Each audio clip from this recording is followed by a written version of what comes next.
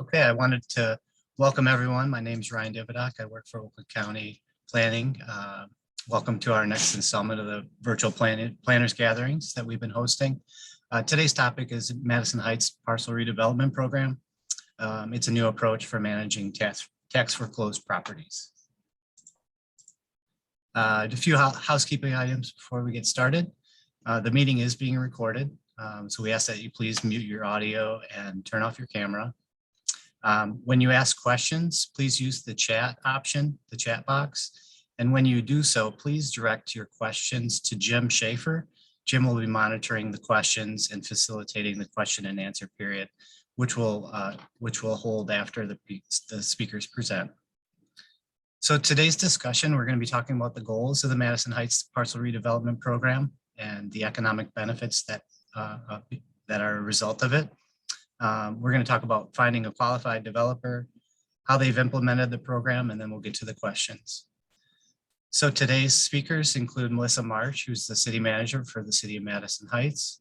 And also we have Jake Woods, who's project manager for HP Snap Investments. So without further ado, I'd like to introduce Melissa. Thank you. Hi, good morning, everybody. Bear with me one second while I share my screen.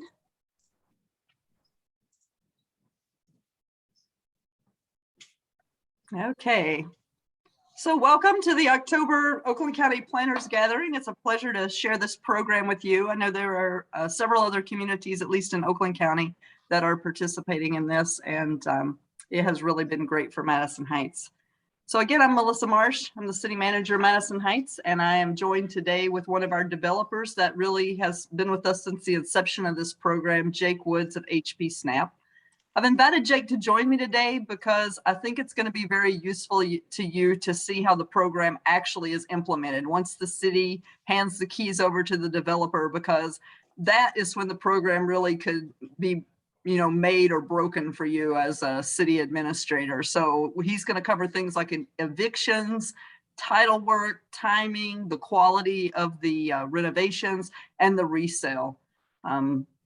So again, that's really where you're going to get flack back from some of your elected officials, and if it's an issue, especially when you get to the eviction process. Okay.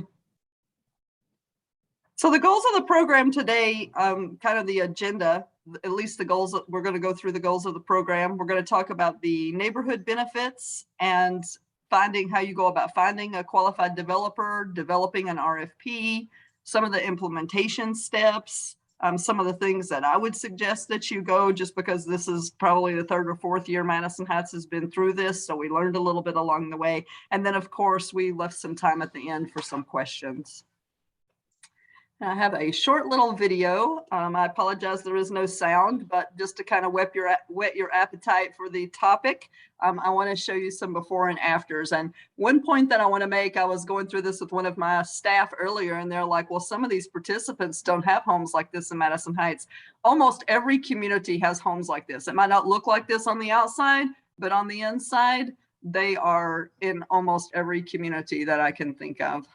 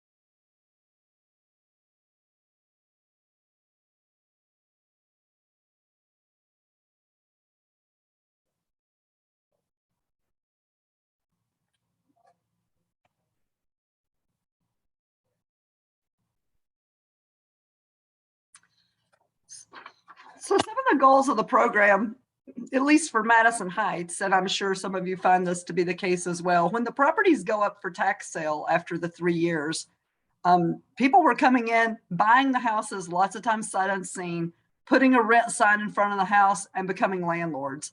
We were getting a large percentage of these homes just being turned over as is for renters. And a lot more were, several more were being purchased by development companies, maybe not even from the state of Michigan, that were doing pretty much the same thing. This drives up the cost of rentals. It reduces home ownership in your community, and it doesn't ensure that the city gets the compliance or the renovations that really are needed in the community with these homes. So with this program, we have resolved all the code and building issues. As you could see in that home, there were a ton of both of those. We increased home ownership in the city. All of these homes are sold with deed restrictions for 5 years, so they cannot sell it to someone that's just going to turn it into a landlord situation.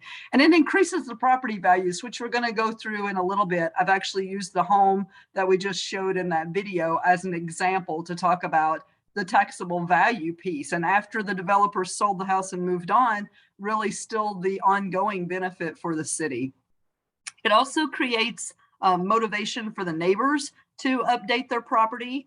I have an employee academy. And so yesterday we did a little bus tour around the city, and I took these employees to see some of the homes that HB Snap will be doing for us this year, as well as some code enforcement homes. And several of our employees that live in the city, first of all, didn't know we were doing this program, but they loved the idea. And the people that live next to the homes also tend to really love the program.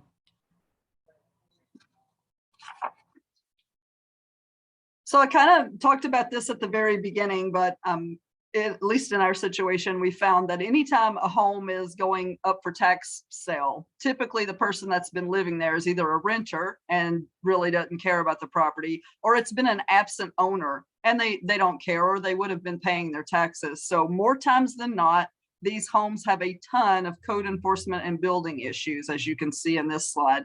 It also includes weeds, overgrown trees, and just interior conditions that oftentimes really make the homes inhabitable.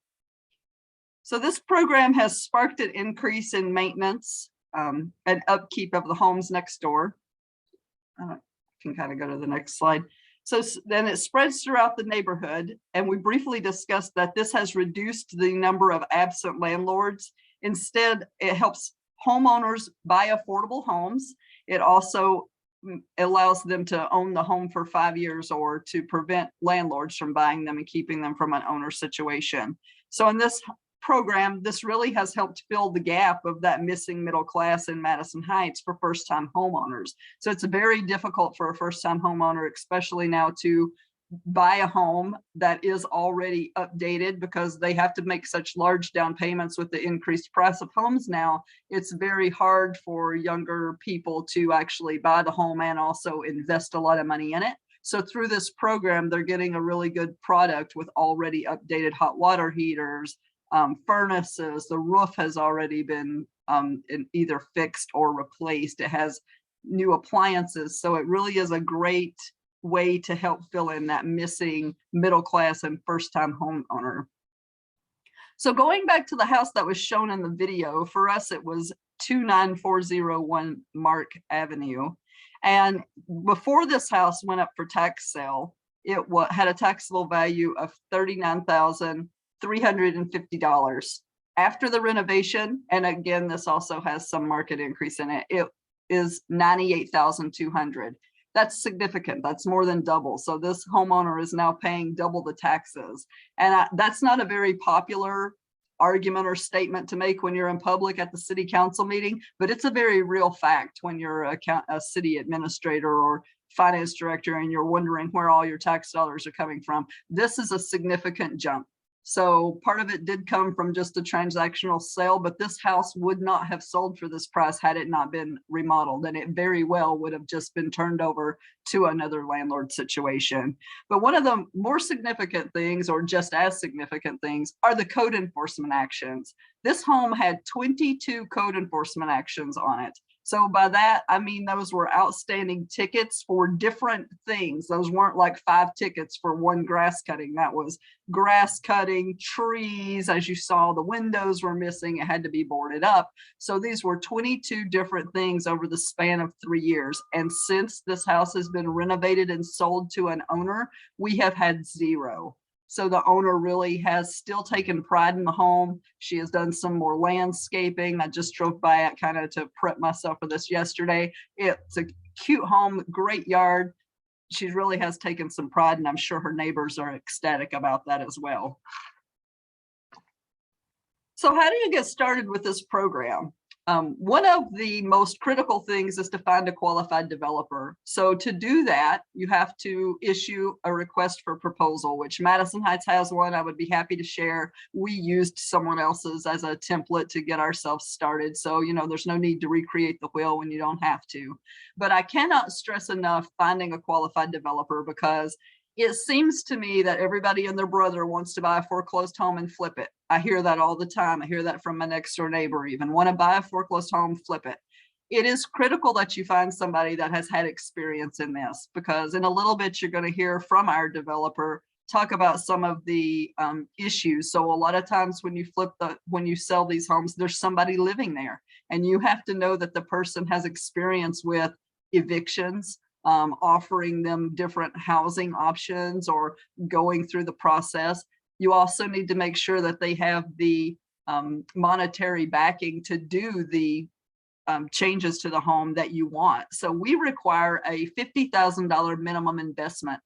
And you think, oh, $50,000, that's a lot, but it really doesn't take that long to get to that when you start considering landscaping. Oftentimes they need new porches, new windows, they need new hot water heaters and furnaces, and a lot of different work that goes into that. So you have to find a developer that has experience, that has a proven track record doing these things, and then be sure to put in your RFP what you expect. If you expect all energy efficient appliances to be put in, if you expect either a repaired or a new roof to be put in, you need to put that in the request for proposal on the front end. And then you need to definitely put experience as one of your criteria for evaluating the developers, because I imagine your experience is going to be just like mine. We get 10 requests for proposals. There's probably 2 people in there that actually have had experience with this type of tax foreclosure program. And what happens, as I said a little bit ago, when I turn the keys over to HP Snap, what happens after that really makes or breaks the program, because the amount of time that the city owns the home is very limited. It goes from a couple of days, it used to be. Now there have been some changes in the tax foreclosure process, and it's about a month. But during that period, really nothing's happening, so nobody is in a tiz. It's the second the developer starts showing up to take ownership of that home that your counsel is going to start hearing from people. So you want to make sure you have somebody that you can trust and that has experience with this whole process. So with that, I am going to turn it over to Jake, because he really is the person that sees on the front lines the evacuation, the title issues, any rehab issues or sales. All right, thank you, Melissa. First of all, thanks everybody for being here today, and thank you for having me. It is a great privilege to be able to not only still be in business, but to be busier than I've ever been. And I'm excited to be sharing this presentation with people who are actually involved in it. My wife is my biggest fan, but she is quite sick of hearing me talk about this. So I'm going to go ahead and share a couple of slides with you. Melissa, you'll have to stop sharing, and then Jake, you'll share.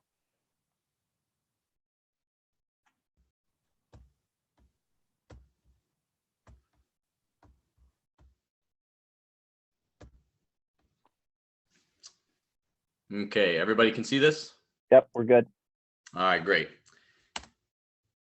So you guys already know, that's why you're part of this presentation, is there are foreclosures in every municipality. The main point I want to make here is that the county does everything that they can to make sure that the residents are notified of this ahead of time. They try and offer payment plans.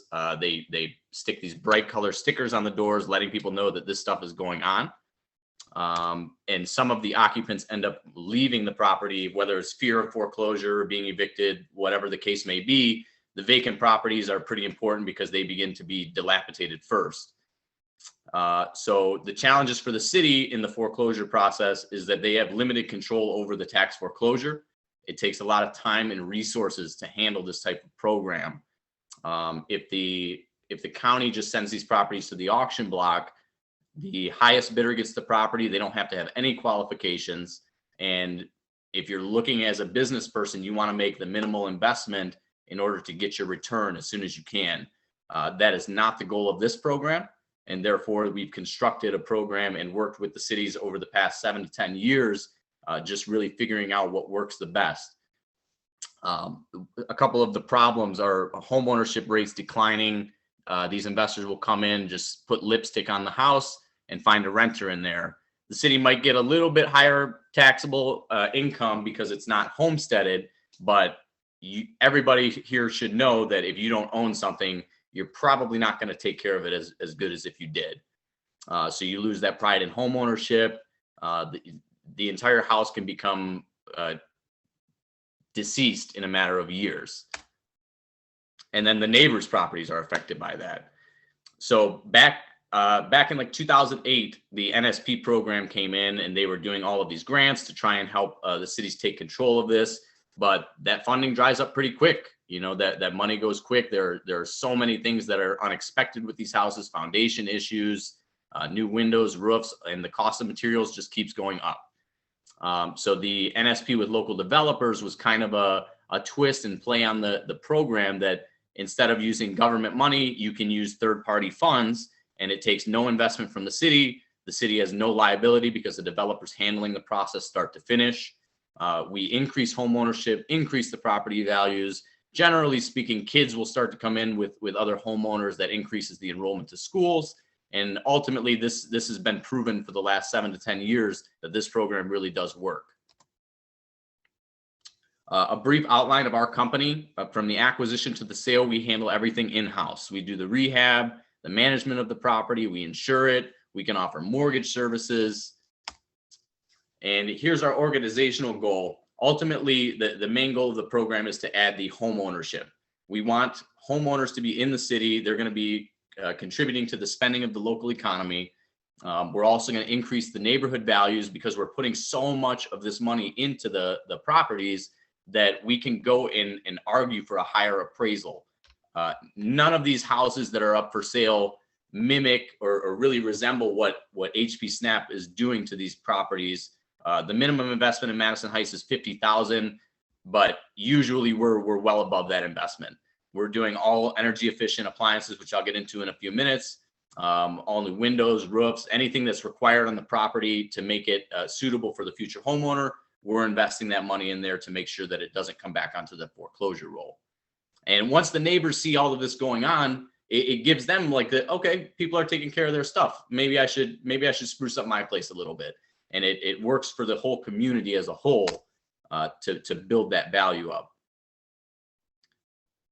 So the brief overview of the process, the county would send each city the first right of refusal for their tax foreclosures. And at that point, the city would have to purchase it from the county. And then simultaneously, they would be trying to find a developer to make that agreement with. The developer can usually front the funds. I know in our case, we do. And then once that deed gets issued to the developer, that's when your contractor can really go and get started with the whole process. So in our case, once we get the deeds from the city, our property managers go out immediately and we're assessing every property. If we don't already know that it's vacant, we're assessing whether it's vacant or occupied, securing those vacant properties, beginning our environmental assessment on that. And any occupied properties, we're trying to contact the occupant or the homeowner to find out what their problems have been. Everybody has a story. I've not met anybody who's going through foreclosure that is going through a real good time in their life. So we try and hear them out, understand what has happened, and it really gives me the information I need to try and find a long-term solution. It's easy to go and file eviction on people, but it's not easy to sit there, listen to their problems, and help them find a solution for them long-term. So here's 4 keys to success that we've outlined. And the eviction, I'd say, is the most important. I actually call it the non-eviction solution, because I'm one of the people who goes out trying to meet these people. I've spent hours with people, hearing what they've been through, understanding, especially our veterans in the communities. They've seen some stuff that I hope that none of us ever have to see. And hearing some of the things that they've been through, it's no wonder that they drop the ball on paying their taxes, or they can't commit to a full-time job.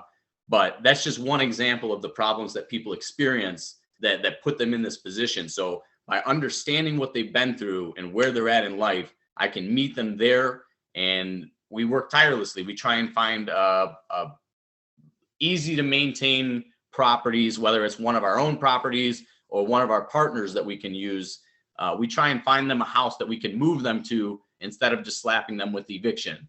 But one thing is for sure, I once waited over a year for a veteran in one of our cities that was just having some trouble. You know, he couldn't come to grips with the fact that he just lost his house. And I worked with him, and I found him a house that was suitable enough for him to just move on. And you know, it's a better solution than just throwing people out on the street and saying, hey, you got to deal with it. You got yourself into this mess. It's time to move on.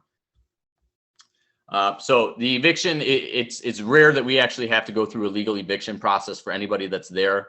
I think by putting in the time and the effort trying to find somebody a place, they recognize that you're working for them, so they're appreciative of that. And ultimately, we do keep a track record or documentation of every communication that's sent.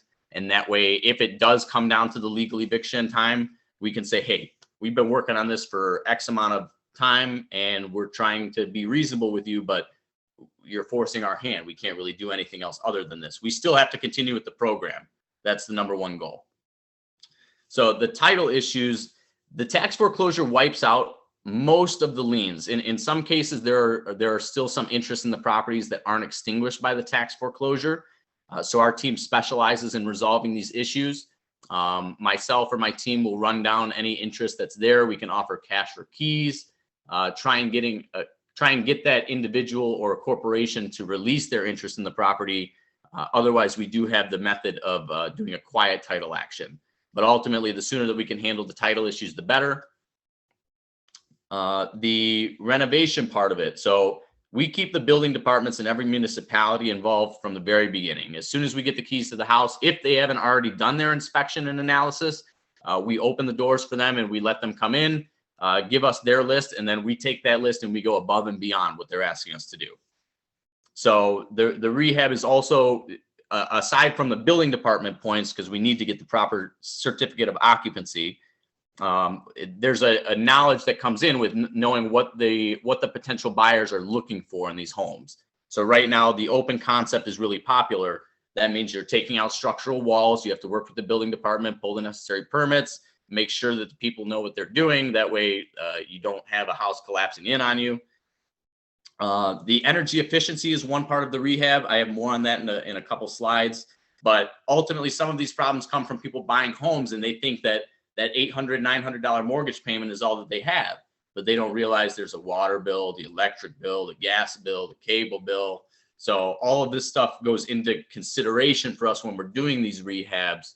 So we're doing some specific upgrades to make sure that we have that future homeowner's burden in mind. The sale of the property is again, the last point here. The goal is to get the homeowner and raise the value. So homeownership brings taxes, economic spending, people taking care of their homes. Again, I had mentioned before, kids coming into the homes, increasing the school participation. The main point here is not rushing to sell the home. So some people want to get their money out right away, but our goal is to raise the values in the program and bring a homeowner in here who's going to stay. So the deed restriction definitely helps with the homeowner part of it.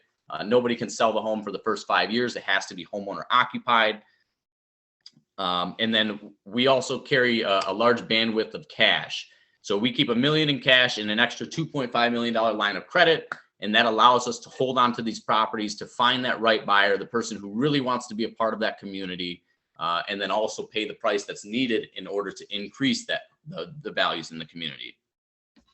So we had an independent study that we actually paid to have done And in one of our cities that we worked in, we saw that homeownership from the benefit of the program increased, and the values of the properties increased up to 22%. So that was an independent study that we had done just to verify that what we're doing here is actually working. We just listed a couple of the cities that we've worked in the past. Shout out to Madison Heights. We love working in their city. We're looking to continue to expand. So if anybody's looking for a developer just to consult on their program, figure out if anything works, we're happy to talk to you. Our overview of the timeline, starting from the current year, is about July, August is when the list and everything gets settled down. Once we get the deeds, that timeline is going to vary based on the county and the cities linking up to transfer their deeds.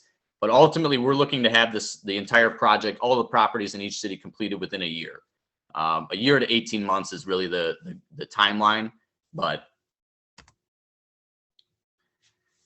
a couple of the energy efficiency upgrades we had talked about. LED is the way to go these days. Everybody's switching to LED. It's a much more sustainable, not having to replace bulbs all the time.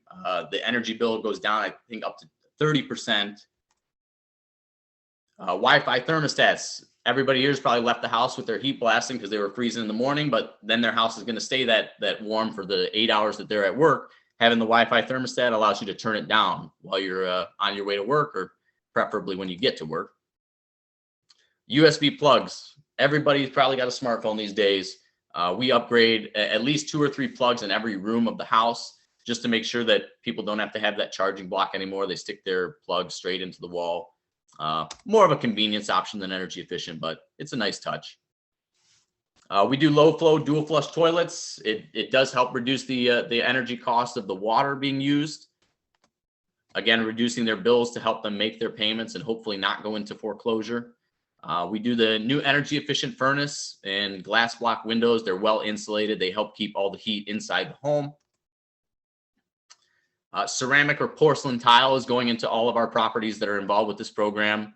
The reason being, it's the most sustainable material that's available for kitchens and bathrooms for sure. We've laid tile throughout the whole homes before. It looks great and it's easy to clean. Granite countertops, glass tile backsplashes, stainless steel appliances. All of this stuff is done with the future homeowner in mind. All of this stuff is extremely durable, extremely easy to clean. And the appliances really do help make the house pop. And all of this being put into the house. Again, the minimum investment in Madison Heights is $50,000. So people that go buy these houses off the auction block, they're not investing that kind of money. Unless it's absolutely necessary, they don't invest that kind of money. And one of the things, by investing this stuff into the house, we can go and show these appraisers that are coming out to do the appraisals on our homes, is that, hey, there is nothing like this on the market. We've upgraded this, and this, and it allows us to push and extend that appraisal to make sure that we're getting those numbers that we want to see in the neighborhoods. My favorite part here. So some people will invest $50,000, $60,000, $70,000 into a house, and you pull up to this house, the address is crooked, sideways, cattywampus, the mailbox is rusted, falling apart, squeaking loud enough to wake your neighbors when you get the mail in the morning. It's like $50, guys. Let's put a new mailbox, a new address number on the house, and really make it pop. Some of the foreclosures are not limited to residential. So we have had experience with commercial properties in the past. Our most extravagant story with the commercial was a liquor store that was abandoned for over 10 years.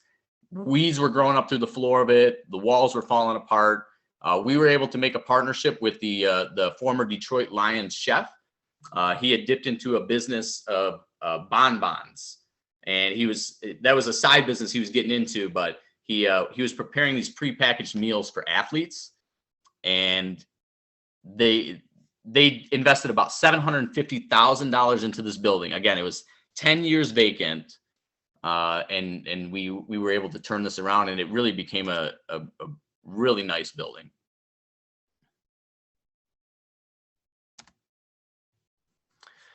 So we do give back to the communities that we work in. We try and work hand in hand with the city governments, asking what we can do to make their communities better, where they see fit. They're going to know what's best for your guys' constituents. Excuse me. And ultimately, if you guys tell us that, hey, we need some help here, we need some help here, we're happy to give back to the local communities. Beyond raising these values, making the homes look nice, it's a good thing to get involved with the community, help kids get scholarships to school. Right now in Madison Heights, we're renovating a deck for a disabled veteran. He's been asking for assistance for years, and unfortunately, he just wasn't able to get it. And because of this program, we're able to go in there and install a brand new deck for him. Again, this guy has sacrificed years of service for this country. We're happy to spend this money to be able to give him a comfort in his home.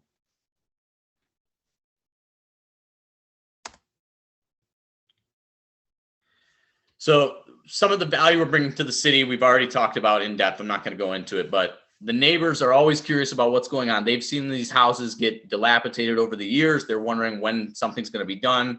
So once our guys start working there, the neighbors do come walking over. They're asking questions and all that. So we have an open house, and we like to provide transparency to what's going on here. And it really makes people appreciate that the city is doing something about this. We've had many open houses in the past, nothing but positive feedback on the rehabs, exterior of the property looking good. And again, it makes people, we've had people tell us it makes them want to renovate their home. So that's where some of these points have come in. It's not just from us. These people are telling us that this is what they feel when they see this stuff going on.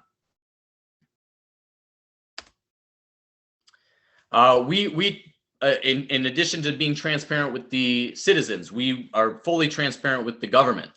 We want them to know where the properties are at what any given time, how much money has been spent, what have we done, and we keep the building departments in the loop the entire time, and we're getting approval every step of the way, even beyond the renovation part. While we're doing the acquisitions, while we're doing the non-eviction process, we're checking in with the city, making sure that they understand what's going on with their project, because if they're asked about it by their constituents, they want to be able to have those answers right away.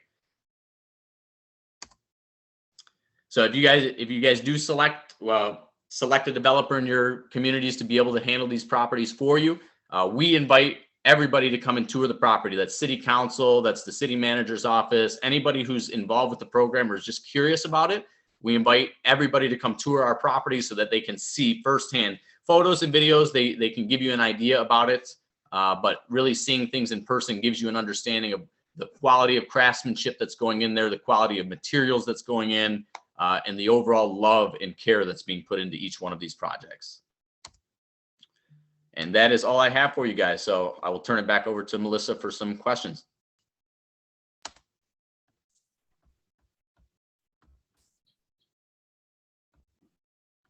So real quick, I just wanted to mention, we did notice there was some delay in the viewing of the slides. They were showing multiple slides at the same time. So I just wanted to address that and mention that we will be sending out the a version of the PowerPoints out to everyone. And so we apologize for that inconvenience.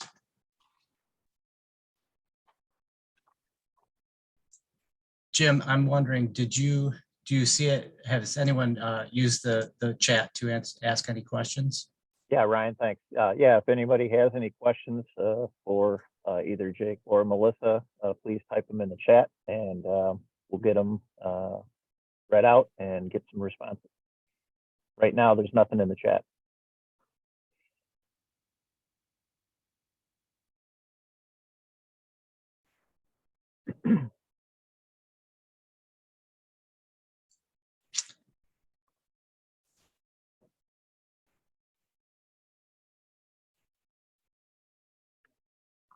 Question, any data on how long the buyers stay in the home? Melissa or Jake, or both? So I don't have any direct data as to that, but I did look up I guess I do, because I did look up the homes to prepare for this presentation, and the majority of the homeowners that I looked up, they still live there. The video that I showed with the lady with the cardboard key, she still owns that home to this day. So we haven't had, I mean, we don't have hundreds of these a year. I think the first year we had 12. The second year, I think we had 7. This year we had 8, I think. So the majority of our homeowners do still own those homes. I think there was at least 2 that had sold, but they do sell still to homeowners. So none of the homes that have been flipped over to landlords at this point. So you're not at the 5-year mark in Madison Heights, but have you had any inquiries about getting out of the deed restriction or anything like that? No, we haven't gotten any. So we started this program in 2018 in Madison Heights, and it kind of went on hold during COVID just because county wasn't doing tax foreclosures. So we've done this as, I think, our 4th year. But nobody has asked about getting out of the deed restriction yet. Okay. Another question, what investment does the municipality make in these properties? So we don't make any. I'll say we don't make any. This is really the process from our standpoint. Oakland County sends me a list that says these are the properties that you have coming up on foreclosure. And we'll let you know if these actually, because there's a process that they can go through and set up a payment plan and get off the list. So we'll let you know as it gets closer to the time. So I kind of have an idea of how many I've got, and I keep my eye on those. When the time comes, I get that final letter from Oakland County. This is your first right of refusal. These are your parcels. And so under the Madison Heights program, we buy 100% of those parcels, regardless of what they are. So this year there are some landlocked parcels on there. It's in the city's interest to get those either sold to somebody that can combine them with their parcel or to get them back on the tax roll. You don't want to just let them go back to tax sale. You're going to have these landlocked parcels that are not mowed, they're not cleaned. They just keep going around in this circle of tax foreclosure because nobody feels responsible for them. So we bought all of our homes. I go to city council and ask them to purchase the properties, and we pay Oakland County for the amount of past due taxes and other liens on the property. At that point, we've already done our RFP process. So we already know who the developer is going to be. And we immediately do a quick claim deed to the developer on the parcels.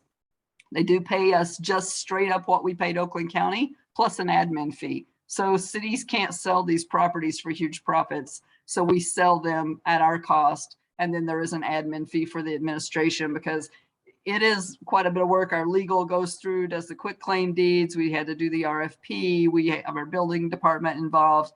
And after that, the city is kind of done with it, other than we do keep an eye. We get a report from our developers on where they are in the timeline, what the process is, how much money they've spent. And we keep an eye on that to make sure that, one, they're actually remodeling all of the homes. They didn't just buy them and let them sit, because that goes completely against our goals.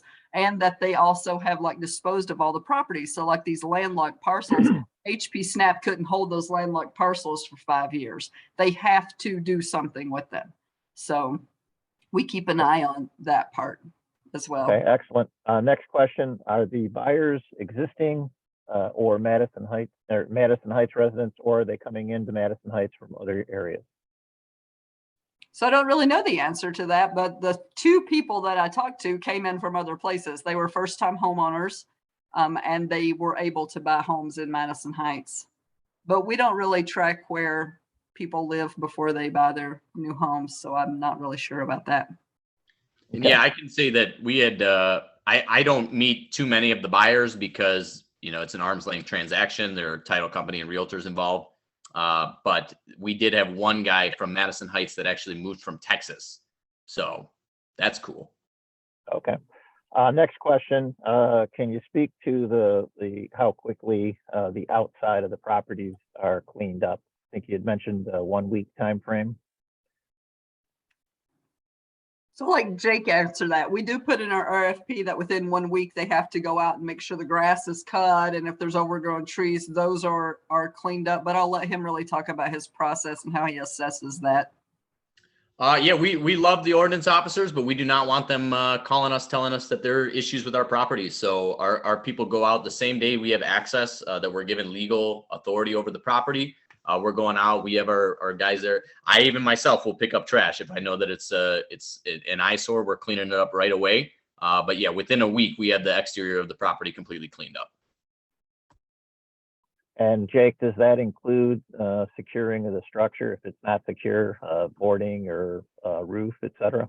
Yeah, that would happen immediately as well. So once we go out and do our initial assessment, if it's vacant, we're securing that property. I I had a house in a township that we actually had to evict 21 raccoons out of. So that was delightful. But you know, it's a job that has to be done, and the sooner it gets done, the better it's going to be. So we don't waste any time. Okay. Next question, is one developer selected that does all the properties, or are there multiple developers? So it really depends in Madison Heights situation on how many homes we think we're going to have.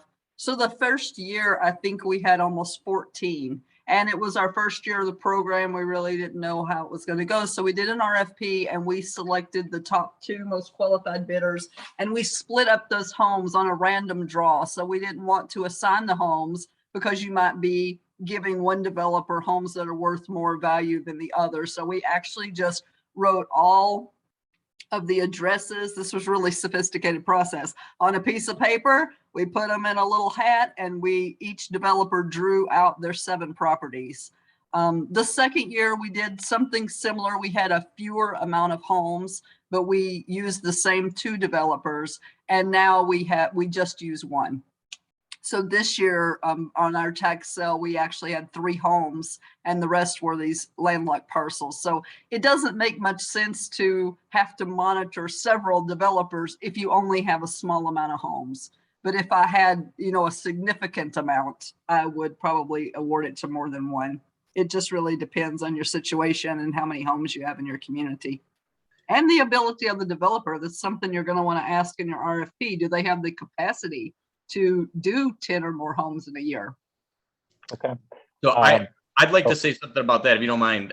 So the program really works best when the city is acquiring all of the tax foreclosure properties. Whether you choose 1 or 2 developers, 3, it doesn't matter. We welcome the competition, but the important thing is to buy the bad properties as well, because you have this requirement for your developers that they have to make this minimum investment. Some of these houses are going to be really good. Not all of them are completely needing rehabs, but the profits from the nicer homes will offset the potential losses from the homes that really require a significant amount of work. So it's really important not to just cherry pick the good ones. You want to get all of the properties and make sure that developer is held accountable to do even the bad ones as well.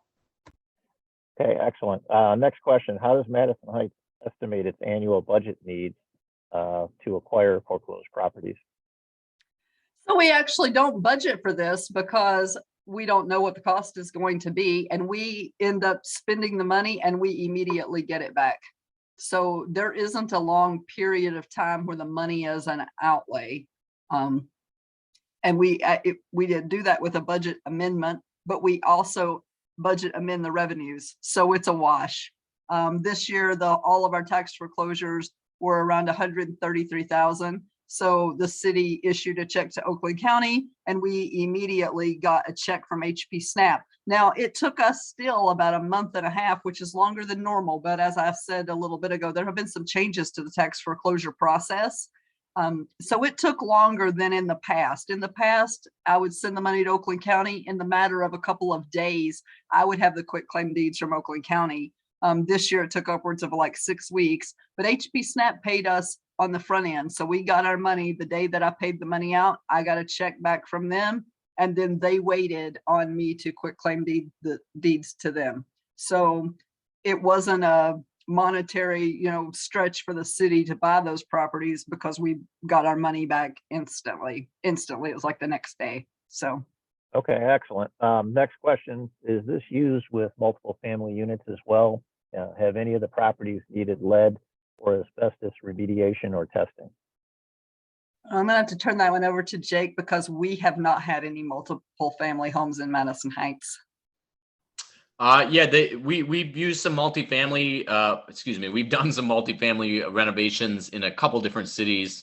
It does vary a little bit. That same 50,000 going into a multifamily home is going to have to come up because you're doing 2 of everything or 3 of everything, however many units it is. So there's not really I haven't seen a designation in any of the proposals that really specify the multifamily. But again, working hand in hand with the cities, you're able to overcome that. And yes, we've done a few of them. down in River Rouge for sure, I know we've done a couple. And as far as the lead and asbestos testing, I've not seen lead personally. Asbestos, we for sure have had to get a professional out here to follow their process with their licensing and insurance to remove that safely. Okay, excellent. Next question. What has been done or will be done with the landlocked parcels that you mentioned? So I don't know about that. This is, in the past, we have been able to work with the developer. Actually, the developer has brought different proposals to us and we've sold them to other parcel owners, homeowners or businesses, and we then force a lot combination. And you want to do that because these parcels that are standalone landlocked parcels, if you don't have them combine their lots together, you're going to end up in this exact same situation again 3 more years from now. One of the reasons Madison Heights has the landlocked parcels currently is a former resident owned a home with 3 parcels behind him that he used as a backyard. He passed away, left the home to the daughter. It's 3 separate tax bills. The daughter was only paying the ones on the home. The other 3 parcels went up for foreclosure and eventually the house went to bank for foreclosure. So now those 3 landlocked parcels have just kind of been floating around in no man's land. So really the only reasonable thing is to sell it to a business on the one side or sell it to a homeowner and split the parcel for lot combination. Okay, and I think you may have covered this, but can you review the time period required to get the house from sale to renovated and sold? I think you said 12 months to 18 months, but just to clarify. Yeah, I'll let Jake answer that one. I think that's his. Yeah, every city's going to designate what timeline they want to see, but because of some delays, again, in the transfer of the deeds, it can take anywhere from 12 to 18 months, but there really shouldn't be any need to go above that 18-month period. Okay, I'm not seeing any other questions in the chat. If anyone does have any, please put them in there now. Okay, and then if anybody's interested in the RFP, I know some of the communities that HP Snap had listed were some of the ones that I used as a template, but I'm more than happy to send out our RFP. You don't have to use it exactly, but just read through it and pick what you like out of it. There is no reason to create an RFP from scratch when there's so much already existing. Hey, Ryan, maybe if you stopped sharing the screen, Melissa, if you could put that last slide of yours up with your contact information. Oh, yeah. And Jake's contact information as well.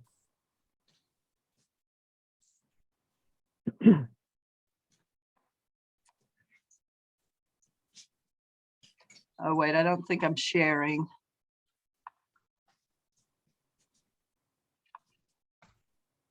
You're not. There you go.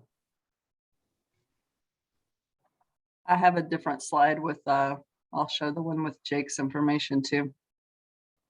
Yeah, you can reach me at 867-5309.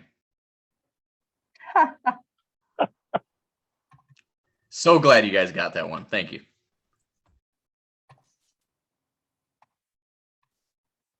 Okay, I'm not seeing any other questions in the chat. So Ryan, turn it over to you to close it. Yeah, so I just want to check Melissa and Jake. I don't know if you could check your chat to see if any questions were accidentally directed to you. If not, I just will give you a few moments to check for that. No, I'm all set. Okay. So I wanted to again thank our presenters, Melissa Marsh and Jake Woods. Thank you for the very informative presentation today. And I want to thank all of the audience members for participating. We look forward to the next planners gathering coming up in December.